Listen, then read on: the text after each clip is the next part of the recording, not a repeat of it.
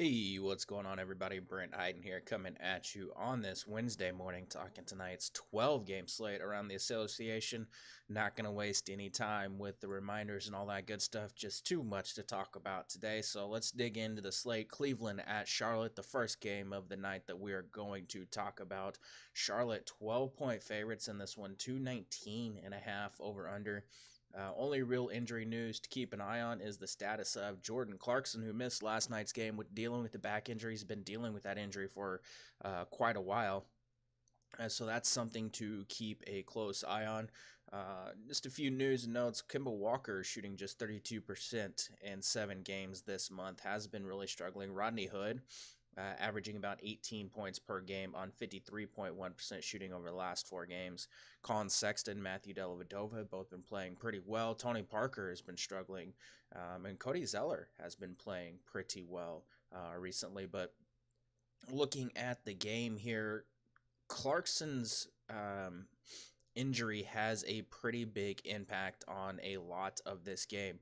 Jordan Clarkson, someone that I absolutely like in this spot, assuming he's able to suit up. He has been solid recently for this team, scoring 30 plus fantasy points in 3 straight. Obviously, we know he's a very high usage player coming off the bench. He would be someone to definitely get some exposure to if he's able to suit up in this game, as it is a pretty good spot here for him tonight. Charlotte does struggle against shooting guards on the season, so Jordan Clarkson, someone to definitely consider here. Larry Nance got the start over Channing Frye last game. Obviously, averages over a fantasy point per minute whenever Tristan Thompson and Kevin Love and all these guys are off the floor. But Larry Nance just went bananas last night. 7 of 14 from the floor with 16 rebounds. The assist numbers have been really positive, with Jordan Clarkson dealing with that back injury and Colin Sexton being in the starting lineup. They don't have someone that can really facilitate for them. So Larry Nance, someone that's been forced into a little bit more ball handling and doing a lot more passing. Larry Nance, someone that I consider as a core option here today.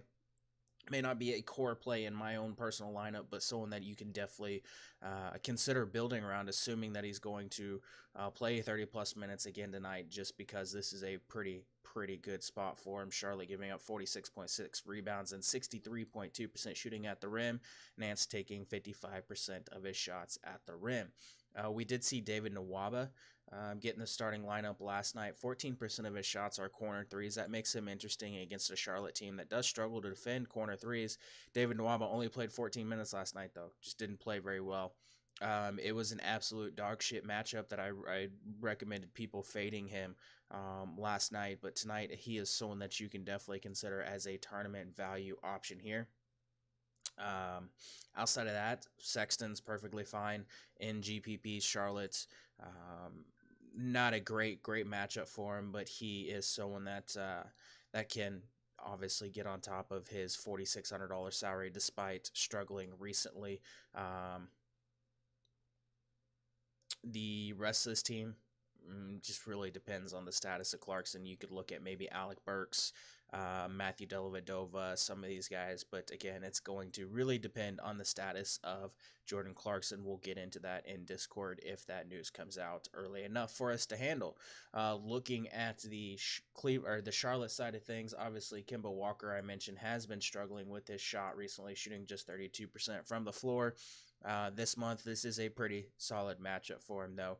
Cleveland does rank 29th in defensive efficiency to point guards. They're also allowing them to shoot they're allowing opponents to shoot 67.8% at the rim. Kemba Walker taking 32% of his shots at the rim. Cleveland allowing 36.6% on 3-pointers.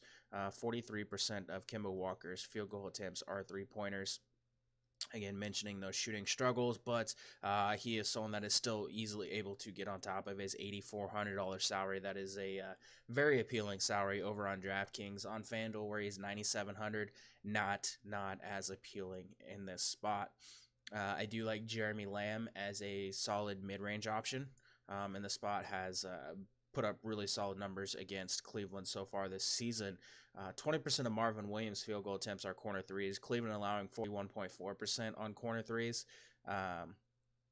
makes Marvin one of my favorite mid-range options on the night. Cleveland also really struggling against power forwards. They're allowing him to shoot 50.2% from the floor and 40.8% from the three. Makes him a very, very solid mid-range option tonight. Outside of that, you can use Zeller and Cash, but I don't really like the elevated price tag. MKG, Bridges, guys that you can sprinkle into like your FanDuel lineup if you so choose. Moving on to San Antonio at Orlando. This game I pick 'em a 207.5 over under. Rudy Gay has scored at least 20 points 4 times in the last 7 games. Aaron Gordon has struggled the last 3 games, averaging just 8.7 points and connecting on 9 of 33 from the field. This is an interesting spot. The Spurs have been a much improved team over the last 5 games, posting a 117.8 offensive rating and a 97.3 defensive rating. Game still has some appeal on both sides, though. Magic, just a middle of the pack defense, but they're giving up about 46 rebounds per game. They do struggle to defend the 3-point line. Unfortunately, San Antonio, a team that has not evolved to becoming a heavy 3-point team, so can't really take advantage of that. But I still do like LaMarcus Aldridge and DeMar DeRozan. DeRozan does still lead the team in usage at 29.5%, averaging 10.4 potential assists per game. That does definitely raise his floor, and his price coming down 8,200 is pretty appealing in the spot. He has struggled recently, still taking just a ton of shots, just hasn't connected on a lot of those shots, shooting just 42% from the floor. As you can see, his season average of 47.6. Obviously, we do expect that to that 42.7% to come up a little bit. I do really like DeMar DeRozan as a tournament option here, even someone that I feel relatively comfortable with in cash at that price tag of 8,200 on FanDuel as well. So DeMar DeRozan, someone to definitely consider. And then I mentioned LaMarcus Aldridge. I do have a decent amount of interest in him in the spot, 8,100. Just a really, really consistent option most nights. Double-digit field goal attempts, double-digit rebounds in back-to-back games, so I do like him here. And then Rudy Gay, I mentioned, has been scoring really, really well recently. Still playing mid to upper 20s, sometimes hitting that 30-minute mark, but it's just a really good spot here for him tonight. So I do like Rudy Gay in all formats. I'm not really interested in the point guards here unless you're playing on FanDuel, where they are all like really cheap. You have Derek White, who's 4,500 on FanDuel, but you have Bryn Forbes, Patty Mills under that 4K mark. There's just Popovich just rides the hot hand way too much with these guys, and it's not an area where I would really, really want to attack tonight. Looking at the Orlando side of things, again, Spurs much improved on defense over the last 5 games, 97.3 defensive rating. I still do want to attack them with a couple options here tonight, and that obviously starts with Nikola Vucevic. Coming off back-to-back really solid games. He's a guy we've been on all season long. Leads the team in usage at 27%. They continue to want to get him touching the ball and facilitating the offense a little bit more through him. San Antonio allowing opponents to shoot 64.3% of the rim, 43.1% in the paint, and 44% in the mid-range. Those 3 areas combine to take up about 82% of Nikola Vucevic's field goal attempts. Vucevic, very, very solid option in all formats, cash, GPPs. I do like him a significant amount. Unfortunately, it's going to be really tough to pay up for him, and that makes him a very, very good tournament option, as I do expect him to be overlooked tonight. The Spurs ranked 19th in defensive efficiency to point guards. They allow 64.3% shooting at the rim. DJ Augustin, a guy that I've been banging the drum for as a cash game option all season long, continues to be a guy that does have some bad games every once in a while, but for the most part, consistently getting you mid to upper 20s, sometimes with 30 fantasy point upside, including a matchup against the Spurs last time these teams faced off. He did put up 34.5 or 34.8 fantasy points. I do like DJ Augustin as a very, very good cash option tonight. He is 4,800 on FanDuel, a little less appealing, but someone that we can still look at here. Jonathan Isaac, very interesting over on DraftKings at 4,100, 5,300 on FanDuel, a little less interesting. Very, very inconsistent, so I would probably reserve him for tournaments. But you could definitely make a case for him in cash here. Again, Spurs are a team that does struggle to defend the rim, paint, and mid range. Isaac, 68% of his shots come in those two areas. So Isaac's someone that can also very, very talented on defense, can notch some block steals, things like that. It makes him a little bit interesting. I do like Terrence Ross a significant amount coming off a very, very solid game last time out. Continues to be a guy that plays in the mid to upper 20s in minutes, but generally most nights he's going to be a pretty solid performer coming in at 5,200. I do like him a decent amount. Evan Fournier, someone that I have some interest in as well. I did highlight a couple spots where Fournier, I think, can have some success. Aaron Gordon would be a tournament option only, and then Mo Bamba. I think we need to at least consider him as a tournament option on DraftKings and maybe a FanDuel punt option on at 3,700 over or 3,900 over there. Has over 20 fantasy points in 3 of the last 4. Continues to only play about 16 to 18 minutes each night, but just putting up really solid numbers in limited minutes. I do have some interest in him as well in this spot tonight. Moving on, we have the Knicks at Philly. Philly, 13.5-point favorites, 220 over under.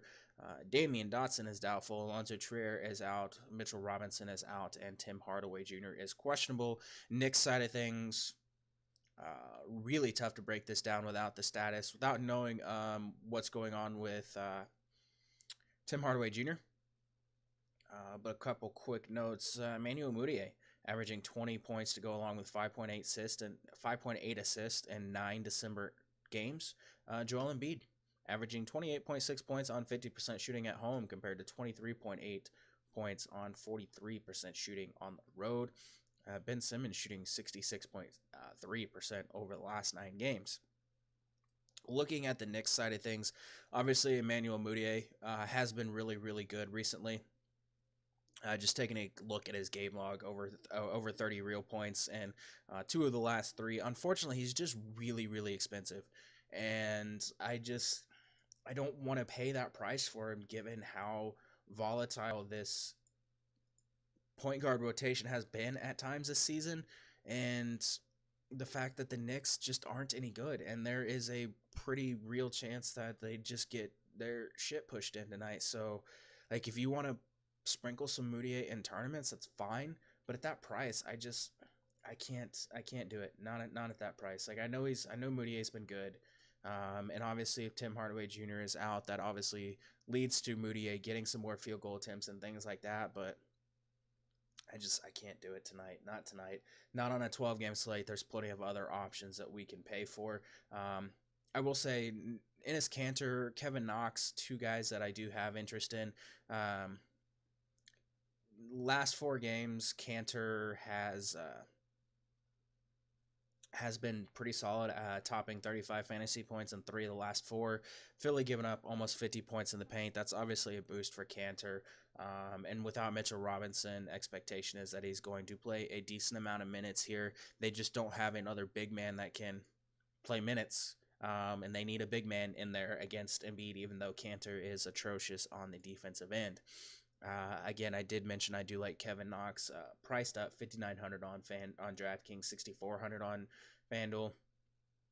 He's perfectly fine in all formats. I had interest in Dotson if he was going to play, but unfortunately does not look like he's going to. You can use Trey Burke, Courtney Lee, Ntilikina, Luke Cornett, any of these fringe options. If you're building lineups on FanDuel, you can toss them in case their score gets dropped. Embiid coming in on the heels of 3 double-doubles in the last 4 games, top 20 points in 3 of the last 4. Knicks getting destroyed by big men, giving up 46.3 rebounds per game. 65.5% shooting at the rim. Obviously, Joel Embiid at 10-2, a top center option on the slate, even if you expect him to play limited minutes because of potential blowout. He's coming off 2 down games, which really raises my interest in him, especially at that 10-2 price tag on DraftKings. Very, very appealing. It is a fantastic spot for him tonight. He is 10-7 on FanDuel, someone that I would definitely recommend getting some tournament exposure to, but he is also cash game viable. I mentioned Simmons shooting 66.3% over the last few games. This is a good spot for him. Again, the Knicks, a team that does struggle to defend the rim, allowing opponents to shoot almost 66% at the rim.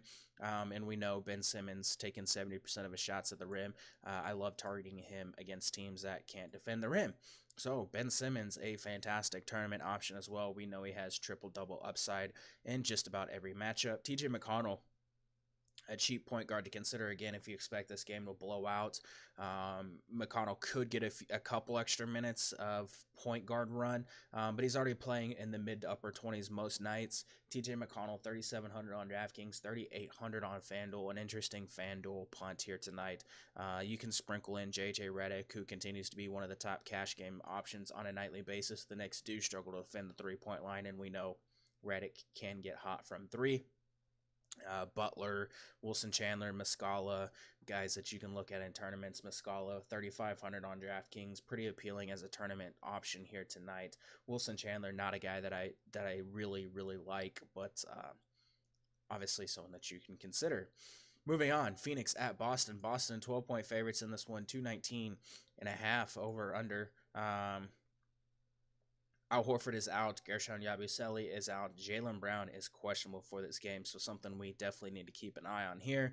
And we do know that Kelly Oubre is going to suit up for the Suns. That does mess with that rotation a little bit, and I will get to that here shortly. Devin Booker, after missing 7 straight games with a hamstring strain, has scored 66 points on 53.8% shooting in 2 games since returning. Yeah, really good. Devin Booker has been just really good. TJ Warren averaging 25 points over his last 4 games.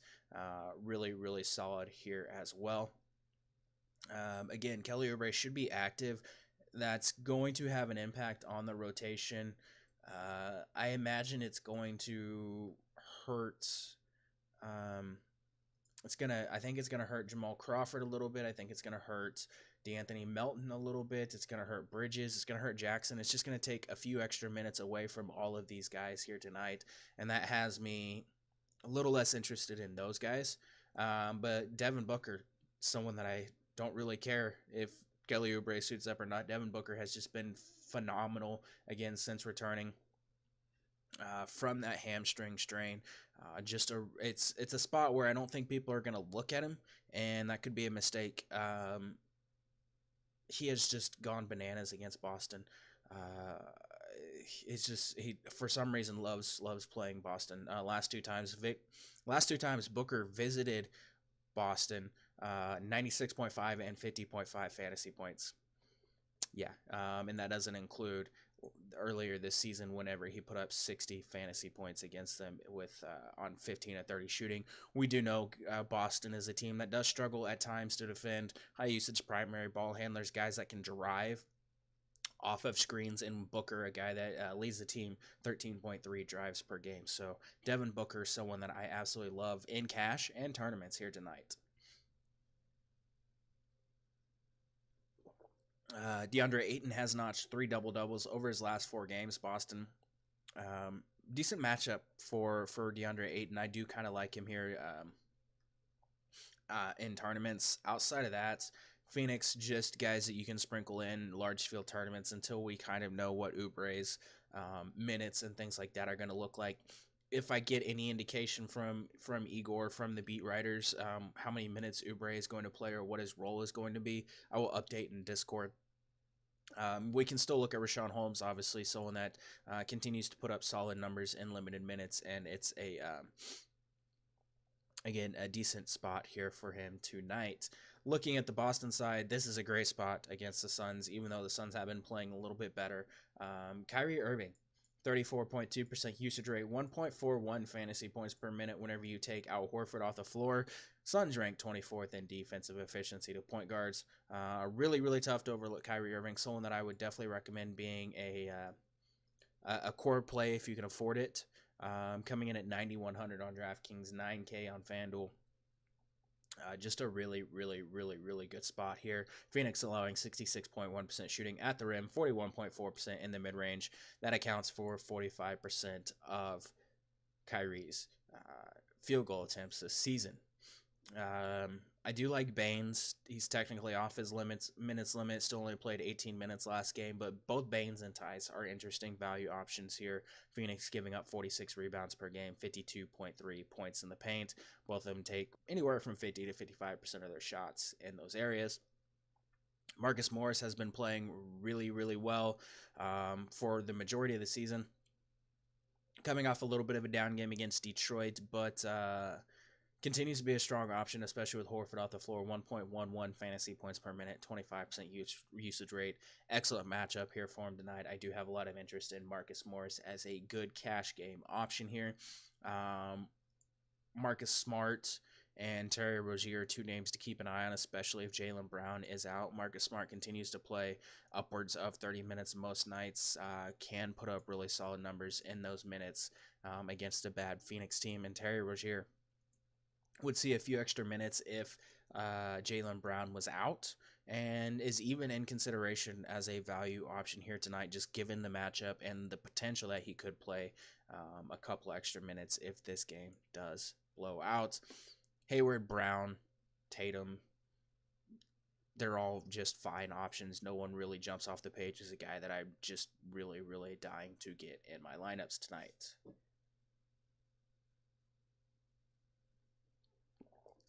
Moving right along, Indiana at Toronto. Toronto 7.5 point favorites in this one. Just a 208.5 over under. Lots of injury news to talk about though. Jonas Valanciunas is obviously out. Kyle Lowry is questionable. Pascal Siakam is probable. Serge Ibaka is questionable. Norman Powell is probable, and Danny Green is probable.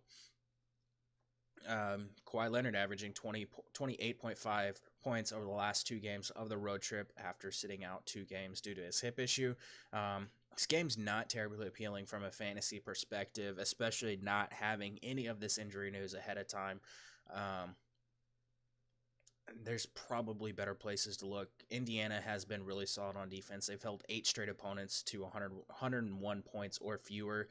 That obviously takes away some of the upside for these guys. But Kawhi Leonard, perfectly fine in cash tournaments, regardless of how injuries shake out. 29% usage rate on the season. But he gets a huge boost if Lowry misses. If you take Lowry and Jonas Valanciunas off the floor, 34.7% usage rate, averages 1.38 fantasy points per minute with those guys off the floor.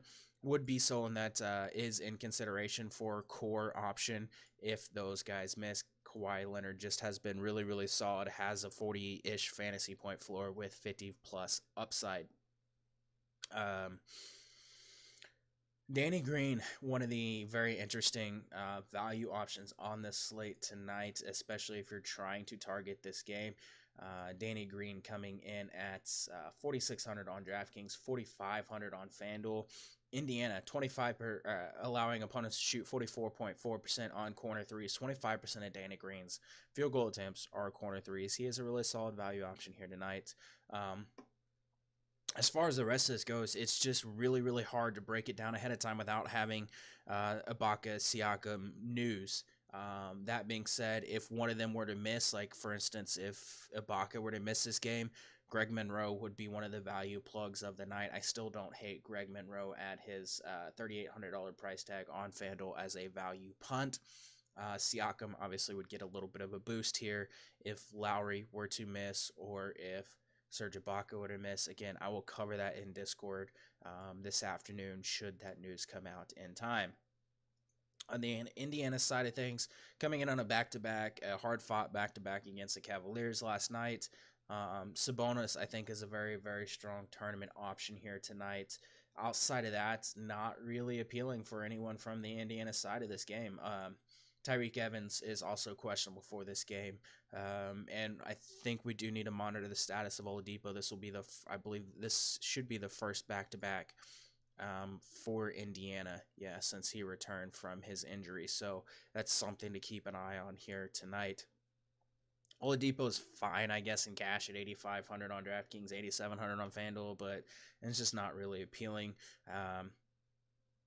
It's Yeah. It's Sabonis. I really like Sabonis in the spot. 42% shooting in the mid range, where 38% of his shots come where Sabonis's shots come from, and of course he's probably going to get some backup minutes against guys like Greg Monroe, who are really bad on defense. But yeah, that pretty much does it from that game. I guess Corey Joseph, revenge. I guess if you're into that kind of thing.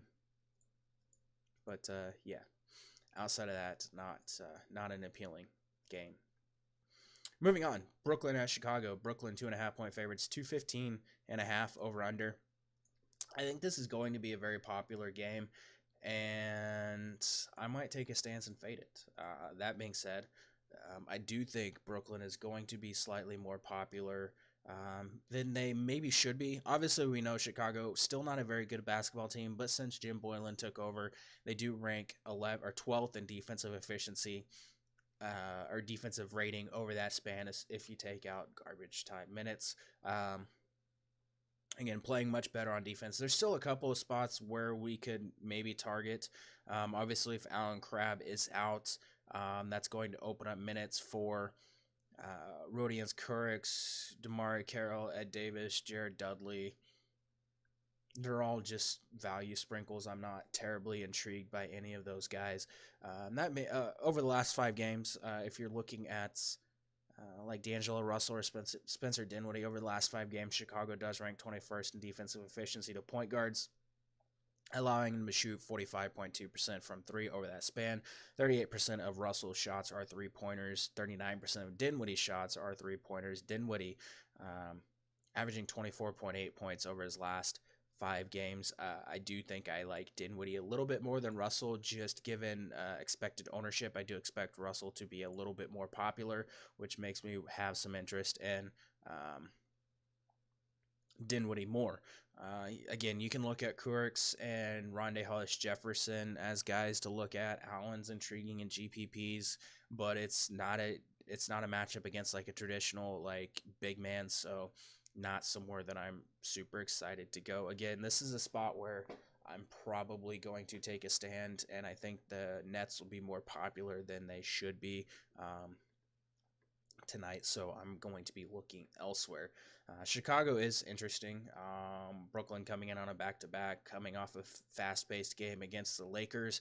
I have some interest in Lauri Markkanen and Bobby Portis, both excellent options here. Chicago giving up 48.7 rebounds per game. That's obviously a boost to Lauri Markkanen. And Bobby Portis, Lauri Markkanen coming off a double-digit rebounding effort against Oklahoma City. He does have a 27.2% usage rate since returning. Has put up 14-plus field goal attempts in 5 of his 8 games here. It's a good spot here for Markkanen, even though the Nets are somewhat solid against power forwards. Portis, I think, is just too cheap for his upside. He's a guy, he has struggled a little bit recently over the last couple games and not great matchups, but Portis, a guy, just puts up monster fantasy production in limited minutes. He just needs to get the minutes. But he's down to 4,700 on DraftKings. He is 5,100 on FanDuel. We know he can put up big games in limited minutes. This is a spot where I have some interest in Bobby Portis here tonight as a tournament option. Just, again, too cheap for the upside here. Dunn is fine in tournaments. Dunn's been playing pretty decently since returning, but that price is a little bit too high for my liking. 6,300 on DraftKings, 7K on FanDuel. Outside of the one game against the Spurs, he's just been middle of the pack as far as production goes, and I just don't want to pay a super high price for that tonight. Justin Holiday has really struggled, 15 of 52 from the floor over a 5-game span. Continues to be a good cash game option just because he plays a ton of minutes, and he's still putting up some other peripherals that's helping his stat lines, but, double-digit field goal attempts in 3 straight, again, playing a lot of minutes outside of blowouts. Pretty good spot here. Brooklyn, 28th in defensive efficiency to small forwards, has allowed them to shoot 45% from 3. So this is a good spot, I think, for Justin Holiday to get off the schneid. we're getting there. We're getting there. Breezing right along here. Washington, Houston. Washington, 11-point underdogs in this one, 225 over under. James Harden been just phenomenal recently, averaging 43 points, 9.3 rebounds, 8.7 assists while shooting 52.1% from the field over his last 3 games. Quick injuries here. Ennis is out. Porter is out. Marquise Chris is probable. Zhu Qi, who has been on the injury report for the majority of the season, has been cut. Bradley Beal putting up big numbers for Washington, averaging 28.4 points over the last 7 games after scoring 29 points and pulling down 10 rebounds for a second straight double-double and third of the season on Tuesday. Bradley Beal, again, playing very well. Trevor Ariza, 19 points, 8 rebounds, 6 steals, and 4 assists in his first game back wearing a Washington uniform. PJ Tucker, averaging 15 points over the last 2 games, 7 more than his season mark. It is not a very good spot here for the Wizards coming in on a back-to-back. But without Porter, Howard, Oubre, Rivers, there's a lot of usage and a lot of minutes to go around. John Wall, who basically shit on everyone's lineups last night, 34.1% usage rate, 1.57 fantasy points per minute. Given that it's a back-to-back, given that he struggled with that foot injury, I'm going to say he's GPPs only, and I would exercise a significant amount of caution with using him tonight. That does not, however, mean we can't look at other places like Bradley Beal, who I mentioned has been really, really good. Back-to-back double-doubles, scoring a ton, playing a ton of minutes. This is a pretty good spot here for Bradley Beal. I have a decent amount of interest in him as a way to get some exposure to the Washington side of this game. Markieff Morris has been playing like total crap recently, but this is another spot where I'm willing to go back to him in tournaments. 4,800 on DraftKings is pretty appealing, 5,200 on FanDuel. Also somewhat appealing. I think he's an excellent tournament option. I don't expect him to foul out in 17 minutes. Yeah. You could look at Jeff Green, who started alongside Trevor Ariza last game. 39% of his shots come at the rim. Houston allowing 68.4% shooting at the rim. Obviously, we have to talk about Trevor Ariza. 18% of his field goal attempts are corner threes this season. Houston, a team that is struggling to defend corner threes, 40.3% shooting allowed. Trevor Ariza, revenge game, 4,500 on DraftKings. Gonna play a lot of minutes, gonna put up a decent amount of shots. Trevor Ariza, someone that I probably would not be fading in this spot. And he is in the FanDuel player pool at $5,800 over there. Still a very strong option here tonight, just not somewhere that I really want to fade. Thomas Bryant, not playing a lot of minutes, but he's definitely interesting in tournaments here at 3,900 as Houston, a team that does traditionally go with a center most of their minutes. Thomas Bryant, someone that you can sprinkle into tournament lineups. Houston, on the flip side, I mentioned James Harden just been monster over his last 5 games, averaging 38.6 points, 7.6 assists, 6.6 rebounds, 50.9% shooting, 38% from 3. James Harden, a great option in all formats. Yeah, you don't tune into this video for me to tell you that James Harden is a good player. Chris Paul, perfectly fine in tournaments. Chris Paul in a fantastic matchup going up against a Washington team that is really, really bad at defending point guards.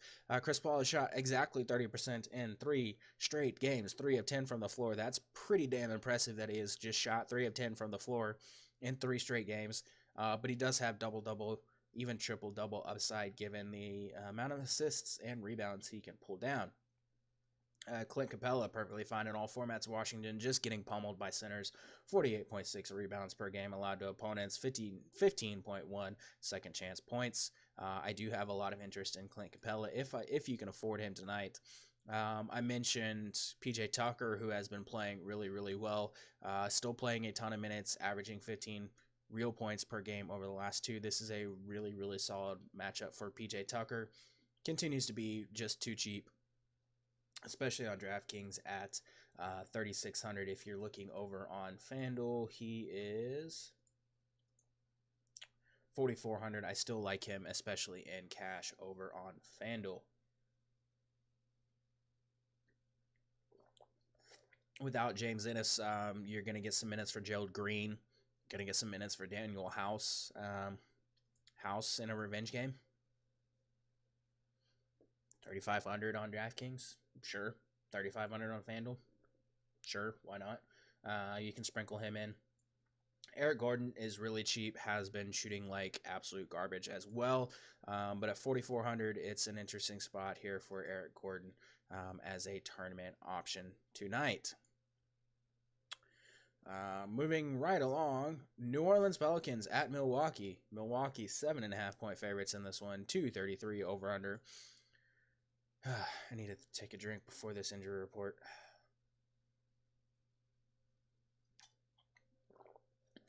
I gotta stay hydrated. Julius Randle is doubtful. Nikola Mirotic is doubtful. Elfrid is out. Ersan is out. Ian Clark is questionable. Malcolm Brogdon is questionable.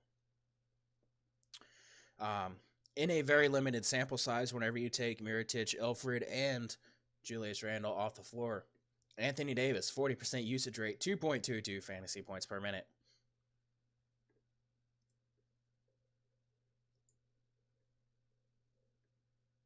%, usage rate, 2.22 fantasy points per minute.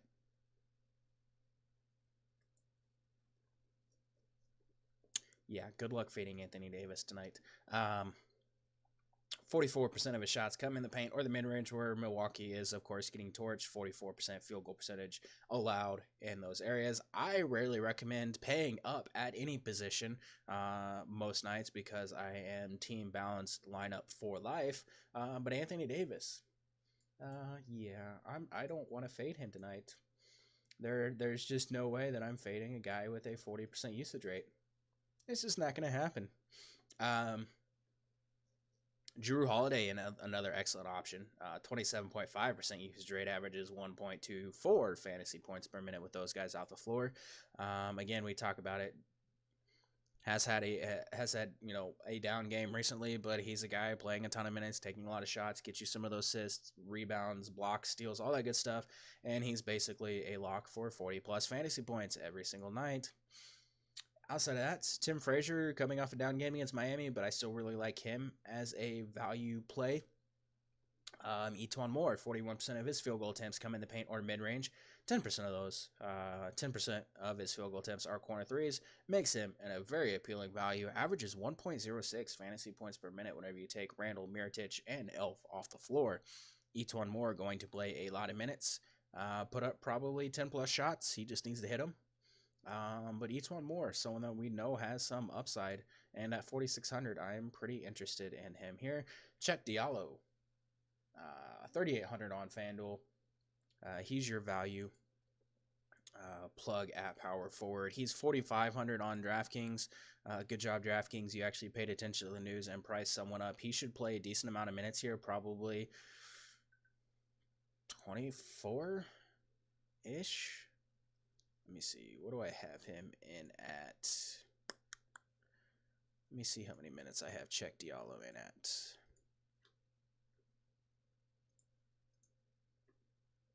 I have him in at 23. So yeah, 23 minutes for Chet Diallo, a guy that generally averages a butt ton of fantasy points per minute. Someone that you can look at in all formats on DraftKings, but really, really solid option over on FanDuel as a punt play. Flipping over to the Milwaukee side of things, fast-paced game, should be transition heavy. Giannis, Giannis, obviously good at the basketballs, projects to be a really solid play. I still like Anthony Davis more, but if you're trying to be contrarian in a very, very large field tournament, pivoting from Davis to Giannis is perfectly fine. Brogdon, if he plays, continues to be a really, really solid cash game option. Pelicans allowing 36% shooting on three-point attempts this season, 64% at the rim, where Brogdon takes those two areas combined 87% of his shots. Bledsoe has been absolutely stellar over his last 6 games, averaging 34.1 points on 46% shooting. Very, very solid very, very solid tournament option. Obviously, we know Pelicans do struggle to defend point guards. I still love Middleton in this spot. Definitely someone that can light it up from 3. And Brook Lopez, a very, very solid option here tonight. All of Milwaukee, definitely interesting against the Pelicans. Moving on, Detroit at Minnesota. Minnesota 5-point favorites, 219.5 over under. We almost done, boys. Only a couple more games left. Jeff Teague is out. Henry Ellenson is out. Glenn Robinson III is out. And Jared Bayless. Oh, man. He's out tonight. Darn. Griffin has scored at least 26 points in 5 straight games before Monday's 4 of 13 effort from the field. Averages 25.4 points, goal hunk 9.1 rebounds. Andrew Wiggins averaging 19.4 points in December, more than 3 above his season mark. Since the Jimmy Butler trade, Derrick Rose, 31% usage rate, averages 1.05 fantasy points per minute. Karl-Anthony Towns, 29% usage rate, averages 1.59 fantasy points per minute since the Butler trade, and with Teague off the floor. Both of those guys, very, very solid options. My 2 favorite ways to get exposure to the Minnesota side of this game. I am not going to fade Derrick Rose, who started off really friggin' hot in that Sacramento game and then didn't have to do absolutely anything for basically the last 40 minutes of that game because, well, the Kings gave up 6 minutes into the first quarter.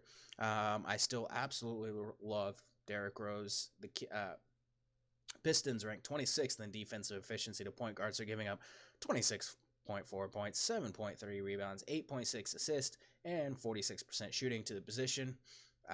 Detroit allowing opponents to shoot 68.5% at the rim. Rose taking 35% of his shots at the rim. Derrick Rose, someone that I will not be fading in the spot. We remember some of the earlier games this season whenever Jeff Teague and Jimmy Butler were not there and Derrick Rose was dropping like 60 fantasy points on people's heads. Yeah, I don't want to fade Derrick Rose tonight. Karl-Anthony Towns is perfectly fine in all formats. I do really like him. One of my top center plays of the night. I just can't afford him. But if you can, feel free to use him. Covington, perfectly fine in cash. And Wiggins, good GPP option here. Since the Jimmy Butler trade, I mentioned this in Discord prior to the Sacramento game, but Minnesota, one of the top defenses in the NBA when on their home court since the Jimmy Butler trade. A 104.9 defensive rating in those games. So it's not really an ideal spot for the Pistons, but you can look at Blake Griffin and Andre Drummond.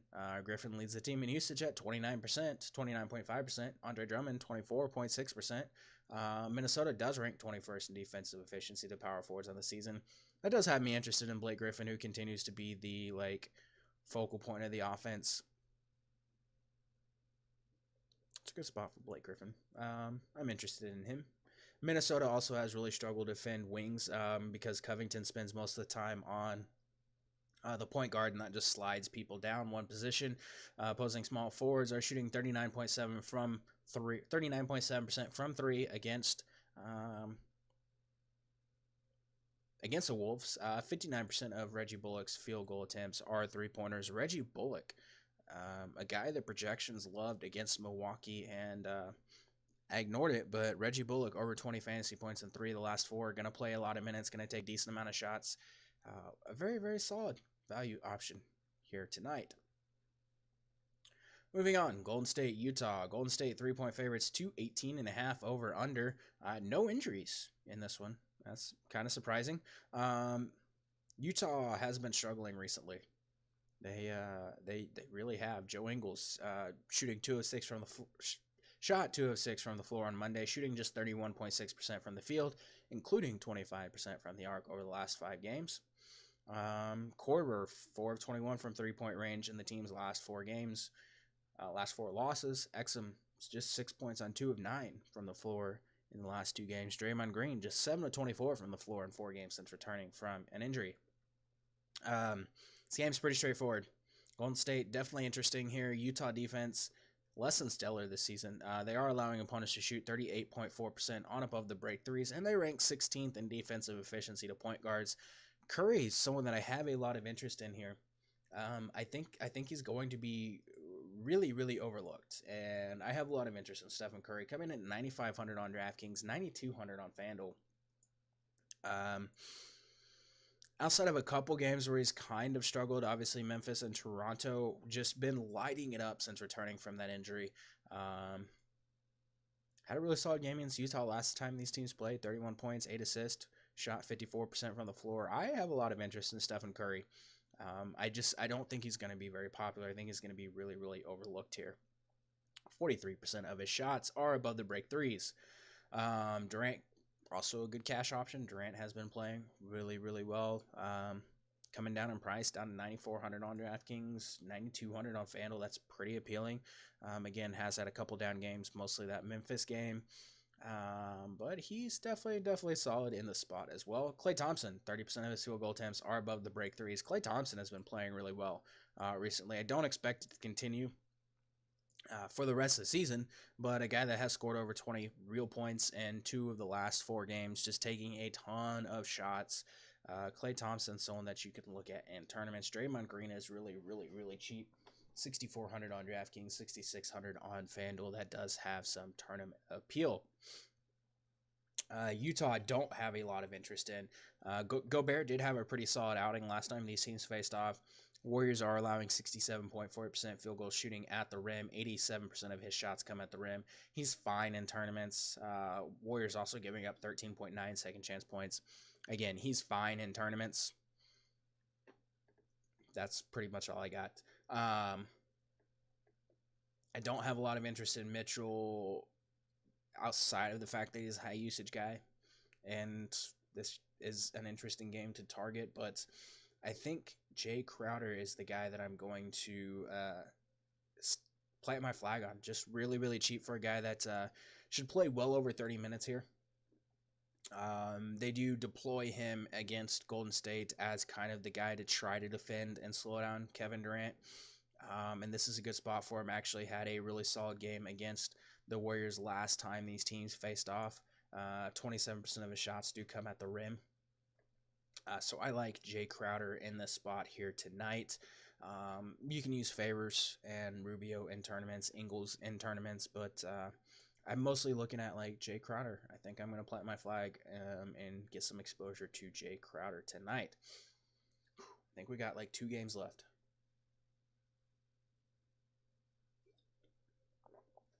Memphis at Portland. Portland's 6-point favorites in this game. 201 over under, so not appealing. Conley is questionable. Chandler Parsons is questionable. Dylan Brooks is out. Kyle Anderson is probable. McCollum, lone offensive bright spot whenever these teams faced off last time, dropped 40 points against Memphis. McCollum has, for some reason, a history of just torching the Grizzlies, has at least 45 fantasy points in 4 of the last 5 games against this team. I know some people are going to be interested in him because of that, and that's completely fine if that's what you want to do. I don't really care to target this game, but CJ McCollum at 6,600 on DraftKings, and what is he on FanDuel?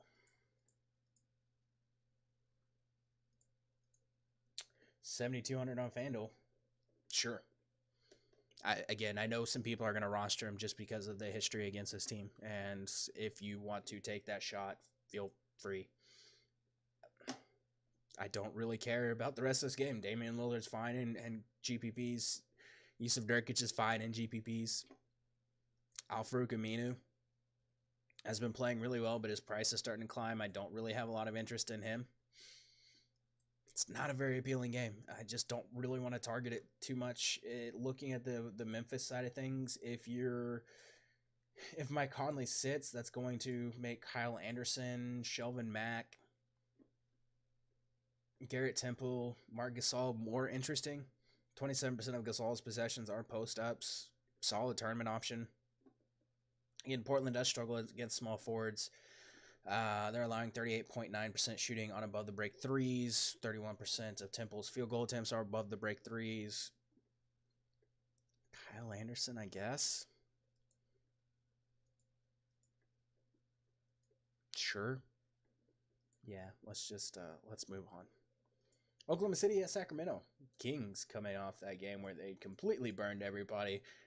I'm sure there's absolutely nothing that could go wrong by using them against Oklahoma City tonight. OKC only 5-point favorites in this one, 236 over under. Man, I messed up with my injuries in my notes. Shumpert is questionable, Bogdanovich is questionable, and Marvin Bagley obviously out. Um, Westbrook has notched 4 steals and at least 4 steals in 4 straight games. Has posted a triple double in 4 of 8 games this month, despite shooting just 36.4% from the floor. Uh, Buddy Hield averaging 24 points on 53% shooting over the last 4 games, shooting 18 of 40 from 3-point range over that span. And Steven Adams averaging 20 points per game in December, raising his season average to 16.1. Kings, fast-paced team, plays very little defense. Hello, Oklahoma City. Very good spot here for the Thunder. Very good spot for Russell Westbrook. 76% of his shots come at the rim, or in the paint, or in the mid-range. So, yeah, very good spot for Russell Westbrook. Again, it's really hard to take him over Anthony Davis in his 40% usage rate, but he has averaged over 60 fantasy points against the Kings in their previous meetings this season, so he's perfectly fine. George, absolutely phenomenal recently, averaging 48.7 fantasy points on 27.3 points per game, 6.5 rebounds, 4.5 assists, 51.4% shooting, and 47% from 3 over the last 6 games. Still a great spot for George, even though the Kings rank 11th in defensive efficiency to small forwards. Adams, again, has been fantastic recently. Kings allowing 47.3 rebounds, 14.5 second chance points per game. Steven Adams, very, very solid cash game option. 7K on DraftKings, 7,200 on FanDuel. Taking a look at his game logs, has just been really, really consistent. Did struggle a little bit against the Clippers, but still playing really, really, really well recently. And then Jeremy Grant, someone that I have some interest in as a value option at just 4,500. Has been pretty inconsistent, but getting a lot of minutes recently. The status of Bogdan and Shumpert is pretty imperative to how we can attack this game. I will note that Iman Shumpert does have some personal vendetta against Oklahoma City. If you look, he has averaged 42 fantasy points against Oklahoma City in 2 games this season. I don't know why he hates Oklahoma City. I don't know. Maybe he was really hoping to get traded to Oklahoma City and we didn't make a deal. Deal fell through and he wants to punish us. I don't know.